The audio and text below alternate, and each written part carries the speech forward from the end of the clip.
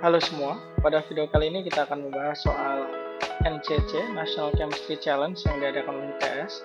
Ini adalah soal penyisihan tahap 1 tahun 2023. Yang akan kita bahas pada video kali ini adalah soal-soal yang berhubungan dengan topik elektrokimia. Mari kita mulai saja dengan soal yang pertama. Bahan elektroda baru sedang diuji kemampuannya dalam mereduksi gas oksigen menjadi hidrogen peroksida. Oksigen itu H2, hidrogen peroksida itu H2O2. Setelah menjalankan sel elektrolitik menggunakan elektroda ini, untuk 110 menit pada arus 0,15 ampere, larutan dalam kompartemen katoda dianalisis dan ditemukan mengandung 2 kali 10 pangkat min 3 mol H2O2. Yang ditanyakan di sini adalah berapa persen rendeman H2O2 berdasarkan arus yang melewati sel. Oke, yang ditanyakan persen rendemennya. Kita definisikan saja dulu di sini. Rendemen itu bisa kita hitung secara matematis jumlah produk eksperimen, hasil eksperimen ya, dibagi jumlah produk teoritis. Pada soal ini sudah diketahui bahwa kompartemen mengandung 2 kali 10 pangkat min 3 mol H2O2. Nah, ini adalah produk eksperimennya. Secara eksperimen dihasilkan jumlah H2O2-nya adalah 2 kali 10 pangkat min 3 mol. Ini jumlah H2O2. Nah, secara teoritis kita harus menghitungnya berdasarkan data yang diketahui. Nah, ini data-datanya adalah ada waktu, ada arus listrik. Waktu dan arus listrik ini itu menggambarkan jumlah elektron yang terlibat pada reaksi yang terjadi. Reaksinya ini kan reduksi gas O2 menjadi H2O2. Kita tulis dulu saja reaksinya. H2O2. Ini kalau kita lihat dari biloxnya, O2 ini biloxnya 0. O yang di sini biloxnya adalah minus 1. Berarti minus 2. Dia turun atau perubahan biloxnya adalah 2, sehingga di sini menangkap 2 elektron. Nah, begini. Dari reaksi ini kita lihat bahwa mol H2O2 bandingkan mol elektron itu sama saja dengan perbandingan koefisiennya, yaitu H2O2 koefisiennya 1 per elektron koefisiennya 2. Kita simpan dulu ya. Nah, sekarang di sini kita akan menghitung mol elektron. Mol elektron bisa kita hitung dengan cara I kali T per 96500. Di sini I-nya sudah diketahui, arus listrik 0,15 dikali T. T ini waktu. Ini waktu masih dalam menit ya, 110 menit. Kita jadikan detik, jadinya 110 dikali 60. Dibagi 96500. Maka dari sini kita akan dapat mol elektronnya sebesar 0,0102. Begini, mol. Nah, sekarang melalui jumlah elektron yang kita hitung dan juga perbandingan mol H2O2 dengan elektron, kita bisa peroleh mol H2O2 dibagi 0,0102 itu sama dengan 1/2. Sehingga dari sini kita bisa dapatkan mol H2O2 sebesar 0,0051 mol. Nah, 0,0051 mol ini adalah mol H2O2 teoritis. Nah, sekarang kita sudah punya nih H2O2 eksperimen, H2O2 teoritis. Tinggal kita gunakan saja rumus rendemen. Kita hitung di sini ya. Rendemennya jumlah produk eksperimen itu 2 kali 10 pangkat min 3 per yang teoritisnya 0,0051. Ini kalau kita hitung hasilnya akan menjadi 0,3899.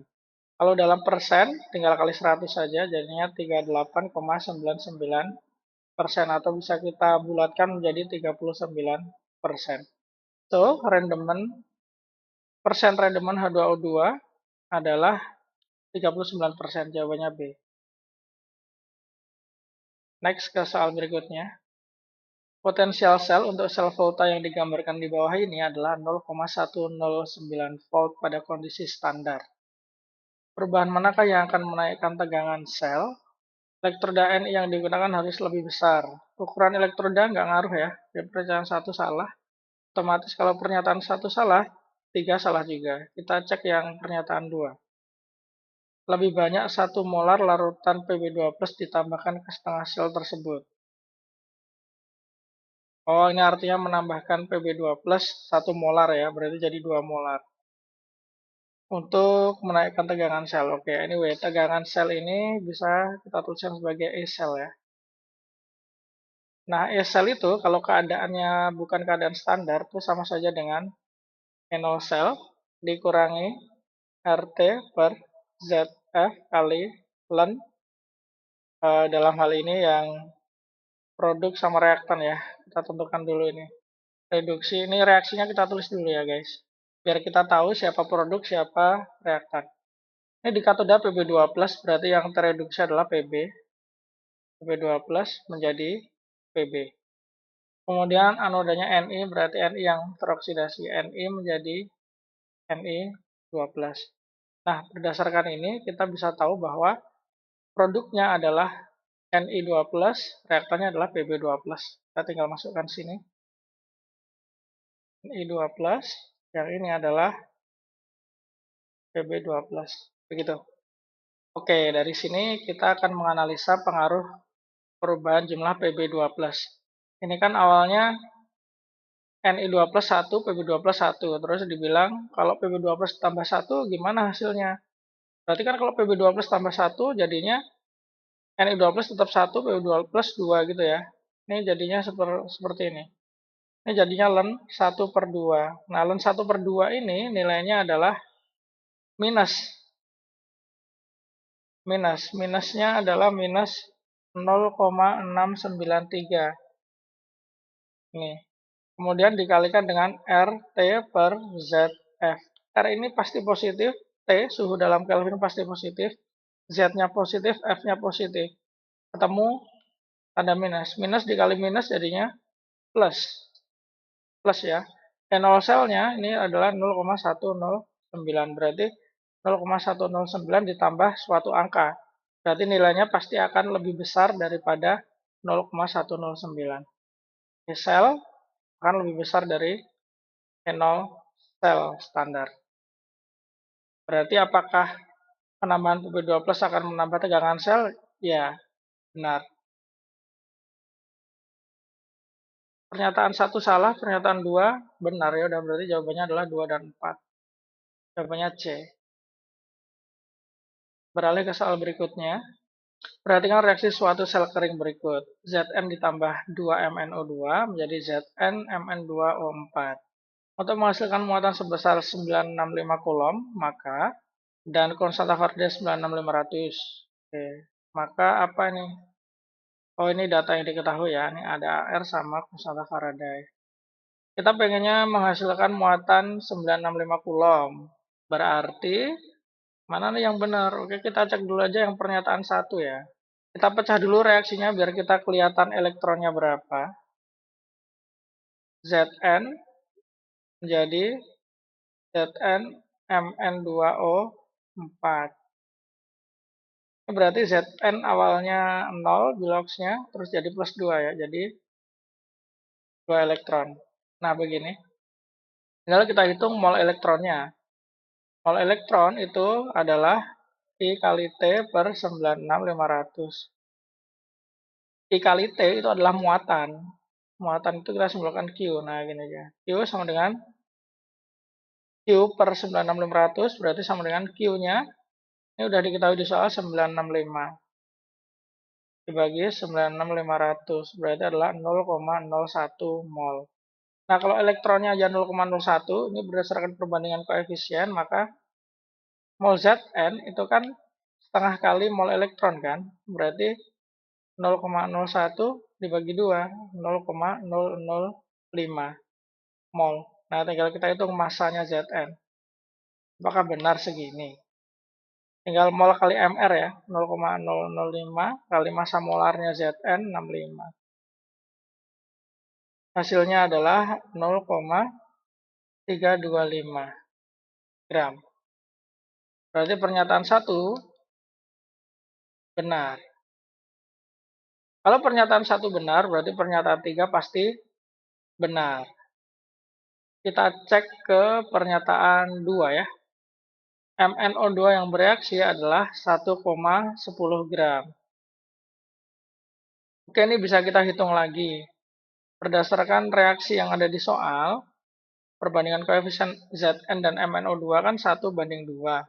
Berarti kalau kita mau hitung mol MnO2 itu berarti 2 kali molnya Zn. Tadi molnya Zn sudah ketemu 0,05. 0,005. Jadi 2 kali 0,005 hasilnya adalah 0,01 gram. 0,01 mol. Nah, baru kita hitung massa dari MnO2. Mol dikali Mr. Molnya adalah 0,01. Mr-nya ini Mn ditambah 2 kali O. Mn-nya 55. Tambah 2 kali O itu 16. Ya udah, massa MnO2-nya bisa kita hitung sebesar 0,87 gram. Di sini disebutkan 1,10. Nah, berarti salah ya. Kalau 2 salah, 4 salah juga, jadi jawabannya adalah 1 dan 3. Pernyataan B yang benar, 1 dan 3 ya. Lanjut ke soal berikutnya. Pada elektrolisis leburan NaCl digunakan muatan listrik sekian. Na mengendap pada elektroda negatif. Elektroda negatif, elektrolisis ya. Oke, baik. Elektrolisis itu anodanya yang positif, katodanya yang negatif. Anoda itu oksidasi, katoda itu reduksi. Nah, sekarang leburan NaCl. Na ini kan kation, berarti dia akan mengalami reduksi. Nah, kalau reduksi, berarti harusnya dia di katoda. Katoda itu kalau di elektrolisis, dia adalah elektroda negatif. Berarti pernyataan 1 benar. 1 benar, otomatis 3 benar. Kita cek nomor 2. Massa Cl2 yang terbentuk adalah 0,71 gram. Kita cek ya.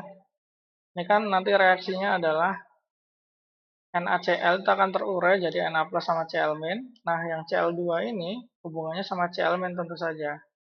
Cl min akan teroksidasi menjadi Cl2 tambah 2 elektron. Nah, kita hitung dulu mol elektronnya. Di sini kan dibilang muatan listrik yang digunakan 0,02 F. 0,02 F ini artinya berarti F itu 96500 ya. Ya, artinya molnya elektron adalah 0,02. Jadi kalau molnya elektron 0,02 mol, maka Cl2 itu adalah setengah kalinya mol elektron. Berdasarkan perbandingan koefisien ya. Jadi 0,01 mol. Nah, untuk menghitung massa Cl2, ya tinggal mol dikali Mr. Molnya 0,01 kali Mr-nya adalah 2 kali AR-nya Cl 35,5. Sehingga hasilnya adalah 0,71 gram. Pernyataan 2 benar. Nah, karena pernyataan 2 benar, mau tidak mau kita harus ngecek juga pernyataan 4 gitu kan. Di sini dibilang volume gas Cl2 yang terbentuk adalah 224 ml ketika diukur pada keadaan di mana 1 liter gas N2 massanya 1,4. Oke, kita pakai perbandingan aja. N2, Cl2. N2 kita hitung dulu molnya. Ini mol N1 gitu aja. 1,4 dibagi MR-nya N2. N2 28. Berarti 0,05. Volumenya adalah 1 liter. Nah, di sini molnya Cl2 kita kan belum tahu kan, kita cek nanti. Volume 2 ini adalah 224 ml atau kalau dalam liter 0,224. Tinggal kita bandingkan N1 per V1 sama dengan N2 per V2. N1-nya 0,05 dibagi V1-nya 1. N2-nya nanti kita cari, V2-nya 0,224.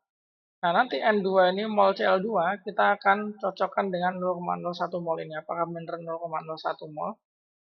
Kita lanjutkan ya. Dari sini N2 akan ketemu sebesar 0,0112 mol. Harusnya 0,01 aja.